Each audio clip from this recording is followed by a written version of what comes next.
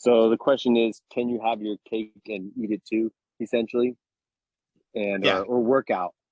Can you have your cake and work out too, right? Yeah, exactly. So we're trying to figure out why is this so hard? And I guess the bigger question is um, what's what's your priorities when you're working out? Like, what's your top priorities when you're working out? And Because to keep a consistent routine. yeah, to keep a consistent routine. Because if you want to be consistent with your workout, I mean, you can have your cake and eat it too, and work out too. I keep on wanting to say that. I like to say alliterate. But you can have your cake and work out too, but it's going to affect your energy usually like the day after, sometimes the day of, if it's really like, it's really hard to digest food. So I always think of like the top two things being your sleep and your digestion, basically, if you want to be consistent with the routine.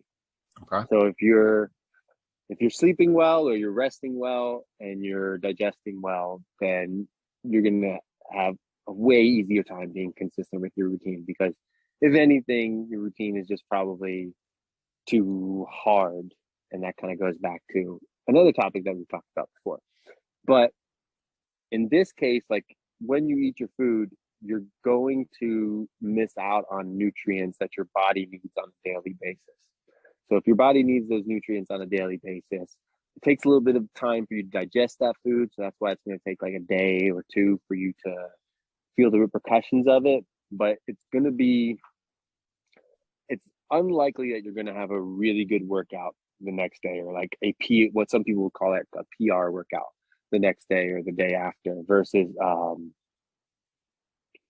just kind of walking through it or like going through the motions. Like that's possible. And you can still get a benefit from that a little bit. And I mean, you could maybe eat junk food. You can eat more junk food, I would say, when you're more fit, sadly enough. I think people can get away with it more when they're leaner and they're moving a whole bunch because the caloric amount that they need, they'll still end up getting nutrients just because they have to eat so much food, I would say.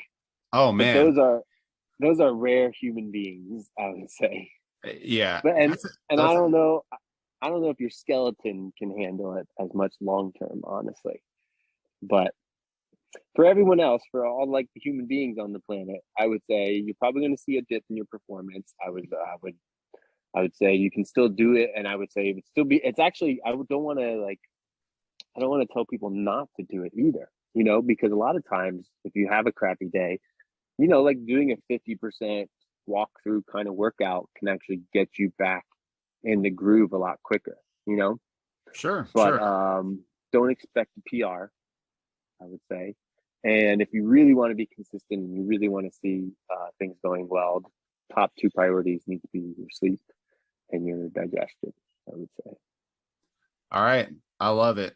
Do you want to hear my example about this? Because I kind of Yes. okay. So I have great examples for both. We're both young parents, so I think that people out there who are listening who have kids who are young, your sleep definitely can get inconsistent.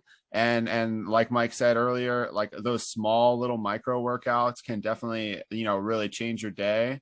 And then you just have to kind of go through it and try and do as best as you can because whatever your values are going to be the last thing. I mean, we're talking about health being your number one value, but oftentimes, your kids are going to be your number one value where your health goals will slightly decline, but you just want to be able to do those micro workouts to keep you chill. And then for the food, I 1,000% agree because I'm a big eater. And if I go out to any restaurant, even order healthy food from a restaurant, or if I have any chocolate, cake, anything like that, then I definitely feel bad usually that day. And the workout that day is almost a no-go all the time. The workout the next day is definitely a no-go for me.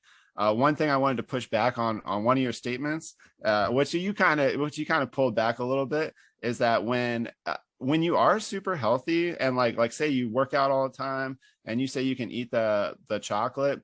Now, I think that's true in a case where like you're not going to gain any weight or anything like that from it, right? Like your body's going to do good.